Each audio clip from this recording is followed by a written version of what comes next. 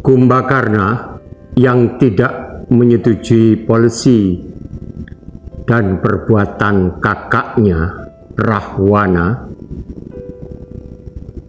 mengajukan usul agar mengembalikan Sinta kepada Rama, malah mendapat umpatan dan caci maki, mengusir pergi agar tidak mencampuri urusan negeri. Tetapi apa yang terjadi setelah Prahasta dan para senapati gugur satu persatu oleh kesaktian Rama, persediaan bahan makanan habis, logistik kacau, negara dalam keadaan staatsoorlog van beleg atau SOB, SOB. Rahwana dengan rendah hati meminta kepada Kumbakarna agar menjadi senopati dengan alasan bahwa negerinya Alengka hampir hancur karena adiknya hanya tidur mendengkur. Kini apa baktimu kepada negara dan bangsamu? Rayu kakaknya. Kumbakarna tak sepatah kata pun menjawab. Alam hening, tak ada lagi suara, apalagi gema.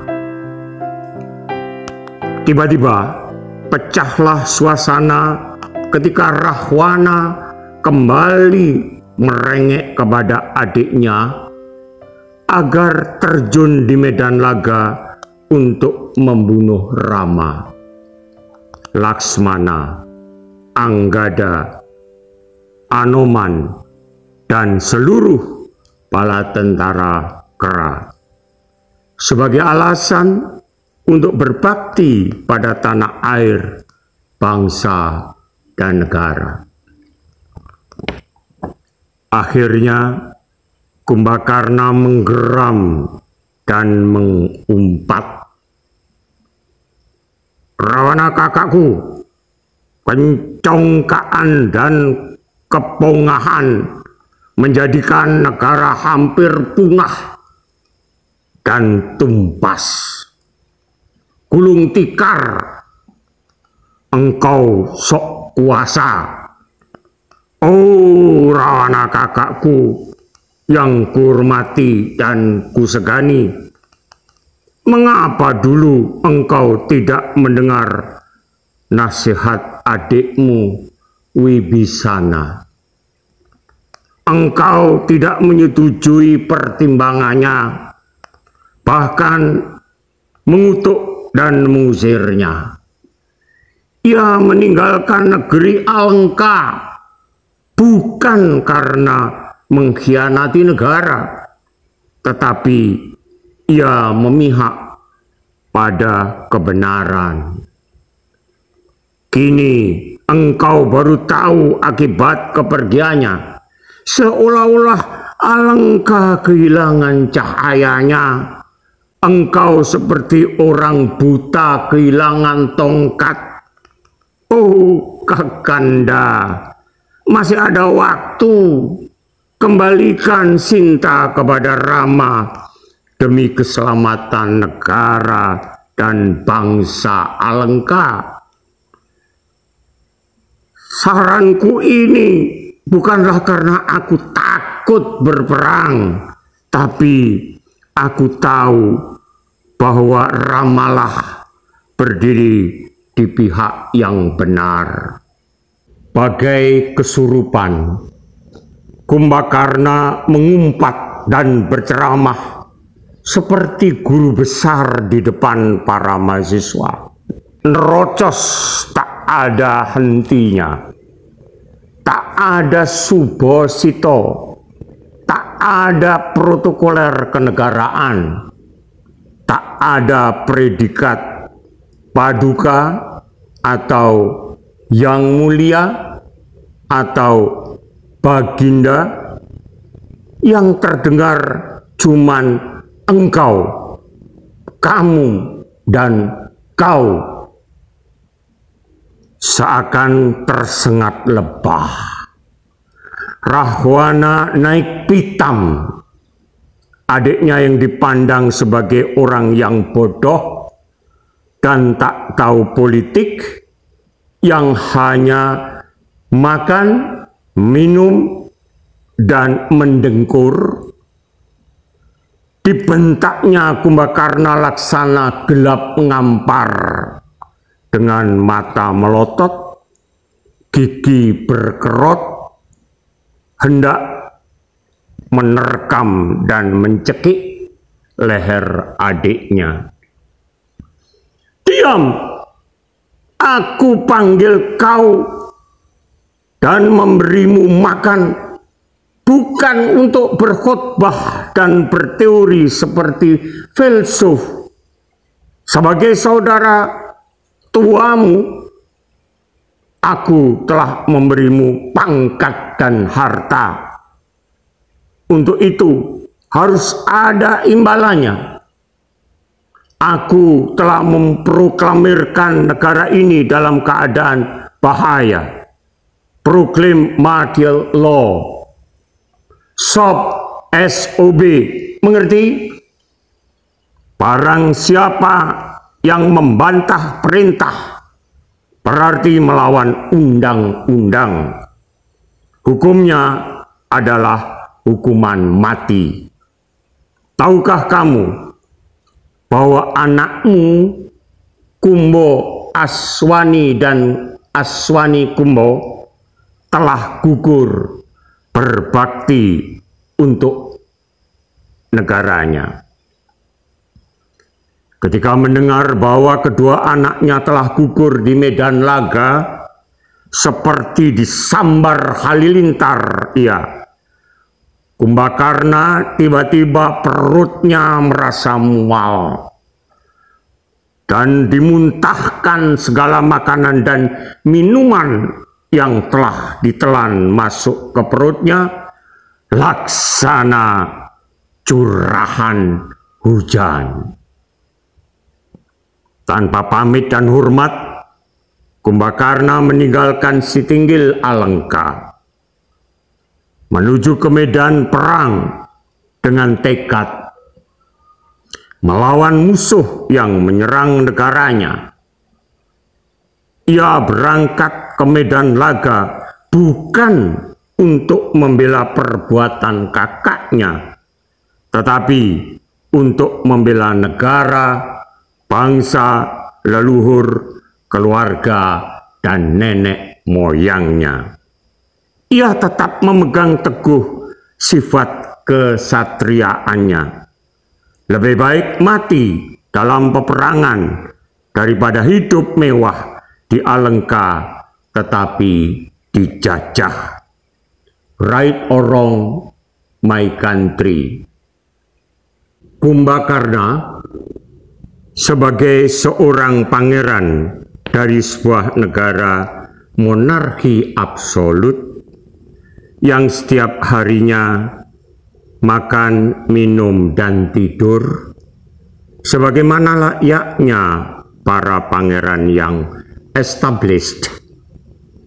Benarkah bahwa ia hanya makan, minum, dan tidur melulu? Perlu ditafsirkan bahwa tidurnya Kumbakarna sebagai suatu sikap yang non-kooperasi. 3 orang laki-laki bersaudara, Rahwana, Kumbakarna, Wibisana, mempunyai sifat dan karakter yang berbeda-beda. Hal ini menunjukkan bahwa di dalam lingkaran terdalam elit Alengka nampak mempunyai politik yang berbeda-beda. Disinilah Kumbakarna tidak mampu mewujudkan politiknya. sifat non-kooperasi itulah yang ia pilih. Keutuhan dalam negeri Alengka yang rapuh ditegakkan oleh Rahwana dengan pemerintahan totaliter. Kalau kita melihat sejarah, selalu ada orang yang menganggap bahwa tujuan negara adalah kekuasaan. Sejalan dengan ajaran yang dinyatakan bahwa negara dan pemerintahan lahir karena kekuasaan. Bila negara sudah berkuasa besar dan tak terbatas, maka terjadi adalah penindasan dan paksaan di dalam negeri, pencaplokan wilayah ke luar negeri, kemerdekaan warga negara, hak asasi manusia, suasana aman tentram akan lenyap. Rahwana bisa menciptakannya sebagai pemegang kekuasaan dengan segala daya upaya serta tipu muslihat guna mempertahankan dirinya. Angkatan bersenjata harus setia secara mutlak kepadanya, karena kekuatan fisik itulah baik kawan maupun lawan akan takut dan tunduk kepadanya. Kontrol otoriternya dalam sosok wayang dilukiskan dengan ke-10 mukanya yang mengawasi segenap penjuru. Dalam kondisi semacam inilah Kumbakarna tidak berdaya, tidak bisa melawan terhadap kekuasaan negara totaliter.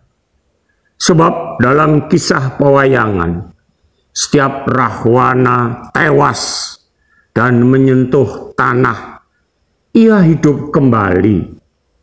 Itulah manifestasi kelestarian Rahwana dalam pemerintahan otoriternya. Kekuatan serupa itulah yang tidak terlawan oleh Kumbakarna. Kamus apapun akan dijumpai kata patriot. Berarti seseorang yang mempertahankan atau giat berdaya upaya demi kemerdekaan atau tegaknya hak-hak tanah airnya, dipertahankan dari ancaman siapakah kemerdekaan atas hak-hak tersebut? Tentu jawabannya adalah dari agresi asing. Pertarungan antara Rama dan Rahwana merupakan peperangan antara dua negara, antara dua subjek hukum internasional. Dalam konteks inilah, maka kita menilai bahwa Kumbakarna sebagai patriot, ia mempertahankan tanah airnya, negara dan bangsanya dari serbuan musuh. Bila dikaji, kemerdekaan dan hak-hak tanah air sering pula terancam dari dalam. Kebanyakan orang biasanya mengaitkan rongrongan dalam negeri itu semata-mata dengan pemberontakan terhadap penguasa. Beberapa ancaman terhadap kemerdekaan dan hak-hak tersebut bisa pula berasal dari para penguasa sendiri. Makna tanah air bukan sekedar teritorial sebuah negara, melainkan mencakup segenap rakyat yang kepentingannya merupakan raison d'être berdirinya sebuah negara. mengabaikan kepentingan rakyat, berhadapan dengan kepentingan penguasa, dan mengacaukan kepentingan tanah air dengan kepentingan penguasa, niscaya akan mengaburkan makna patriotisme. Sebagai kesimpulan, dapat diketengahkan bahwa Kumbakarna menggambarkan betapa kecilnya arti individu berhadapan dengan suatu sistem. Benarkah Kumbakarna seorang patriot? Sesuai dengan pengertian patriot dalam konteks di atas, maka Kumbakarna adalah seorang patriot dan nasionalis sejati. Ditinjau dari dialog antara Kumbakarna dan Rahwana, pada dasarnya Kumbakarna adalah seorang yang mempunyai pendirian untuk berpihak pada yang baik dan anti yang jahat.